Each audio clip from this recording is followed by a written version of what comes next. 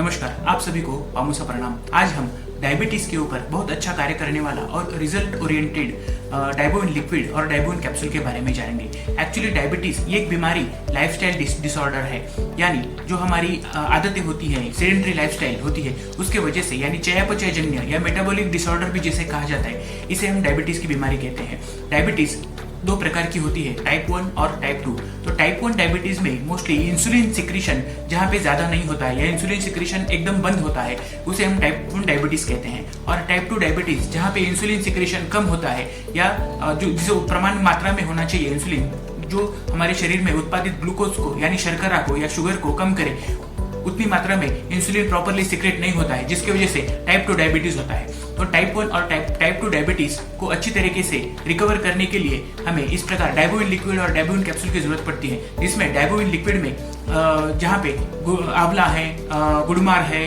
मेथी है, मामेजाव है, हल्दी है, टर्मरिक है, हिरडा, बेहड़ा है, इस प्रकार सारे बहुत ही अच्छे आयुर्वेदिक द्रव्य और इंग्रेडिएंट से डाइबोइन लिक्विड और कैप्सूल की निर्मित की गई है, जिसमें डायबिटीज में टाइप 1 और टाइप 2 की वजह से जो शरीर में अत्यंत हानिकारक दुष्परिणाम होते हैं, जिसमें हमारी आंखों के ऊपर, हमारी हड्डियों के ऊपर, हमारे लिवर के ऊपर, किडनी के ऊपर, त्वचा के ऊपर अनेक प्रकार के दुष्परिणाम डायबिटीज के पेशेंट को सहन करने पड़ते हैं, जिसमें डायबिटिक रेटिनोपैथी यानी आंखों के सामने धुंधलापन छा जाना, डायबिटिक अर्थराइटिस यानी डायबिटीज की वजह से शरीर में हड्डियों की कमी, हड्डियों में कैल्शियम की कमी और मांसपेशियों की निर्मित अच्छी तरीके से ठीक न होना और मांसपेशियों में कमजोरी या थकान, इस प्रकार की सारी जो समस्याएं होती है वो पेशेंट को होना। उसके साथ में डायबिटिक नेफ्रोपैथी जिसे कहा जाता है, हाथों पैरों में मुंगिया आना या हाथों पैरों में जलन, इसे डायबिटिक नेफ्रोपैथी कहा जाता है। पेरिफेरल न्यूरोपैथी या गैंग्रीन, जो डायबिटीज के पेशेंट होते हैं उनमें घाव जल्दी भरता नहीं है, जिस पेशेंट को इस प्रकार कोई इंजरी होती है या कोई ट्रॉमा या घाव हो जाता है, उस पेशेंट में ग्लूकोज या शुगर की अधिक मात्रा की वजह से शरीर में घाव भरना बहुत मुश्किल हो जाता है। इस स्थिति में भी यानी गैंग्रीन में भी डाइबोइन लिक्विड और कैप्सूल का बहुत इफेक्ट हमें दिखाई देता है। लिक्विड और सेवन के साथ में जो हमारी डाइजेस्टिव सिस्टम होती है यानी अन्न पाचन संस्था होती है, वो भी अच्छी तरीके से विकसित हो जाती है। यानी जब खाना जो है वो प्रॉपरली ठीक तरीके से अगर हजम होता है तो उसके साथ जो धातु बनते हैं, रस, रक्त, मांस, मेद, अस्थि, मज्जा और पुरुषों में वीर्य और स्त्रियों में रज, ये सप्त धातु की निर्मित अच्छी तरीके से होने की वजह से शरीर में एक प्रकार की ऊर्जा का संचलन हमेशा चलता रहता है। डाइबोइन लिक्विड और कैप्सूल के नियमित सेवन से शरीर का वजन भी नहीं बढ़ता है, यानी वजन जो है वो प्रमाण में रहना शुरू हो जाता है। उसके साथ रक्त शर्करा और मूत्र शर्करा ये दोनों भी नियंत्रण में रहने के लिए डाइबोइन लिक्विड और कैप्सूल का नियमित सेवन करना बहुत जरूरी है। पाचन तंत्र हो, डाइजेस्टिव सिस्टम हो, सर्कुलेटरी सिस्टम यानी रक्ताभिसरण संस्था हो या अनेक प्रकार के त्वचा विकार में भी हम डाइबोइन लिक्विड और कैप्सूल देने के बाद में हमें अच्छे खासे रिजल्ट मिलते हुए दिखाई देते हैं। इसके साथ इंसुलिन हार्मोन्स यानी स्वादुपिंड जो होता है, हमारी पैंक्रिया जो होती है,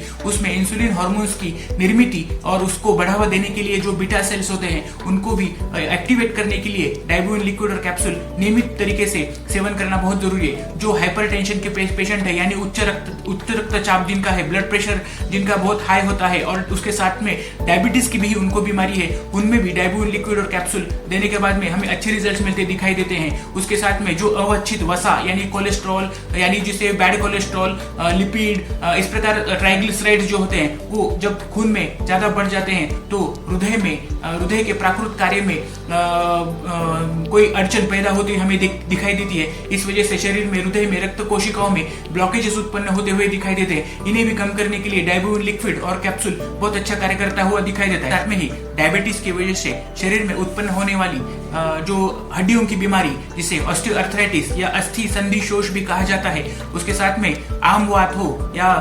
ऑस्टियोआर्थराइटिस हो या रूमेटॉइड अर्थराइटिस हो, इसमें भी डाइबोइन लिक्विड और कैप्सूल के सेवन से उचित लाभ मिलता हुआ दिखाई देता है। रक्त शुद्धि के लिए भी डाइबोइन लिक्विड और कैप्सूल बहुत इफेक्टिव, बहुत बेहतरीन सिद्ध होते हुए दिखाई देते हैं। इस वजह से जो भी मेटाबॉलिक डिसीज है, डायबिटीज की वजह से जितना भी दुष्परिणाम शरीर के ऊपर होता है, तो ग्लूकोज पाचन करने के लिए, शरीर में एनर्जी लाने के लिए, शरीर में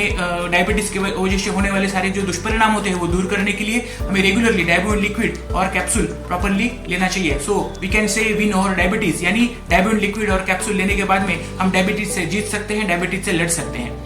तो डाइबोइन कैसे लेना है? डाइबोइन लिक्विड 20 ml गुनगुने पानी के साथ में 20 ml डाइबोइन लिक्विड सुबह खाली पेट लेना है, यानी नाश्ते से पूर्व, और रात में खाने के बाद 20 ml डाइबोइन और 20 ml गुनगुना पानी खाने के बाद में लेना है। नमस्कार, धन्यवाद।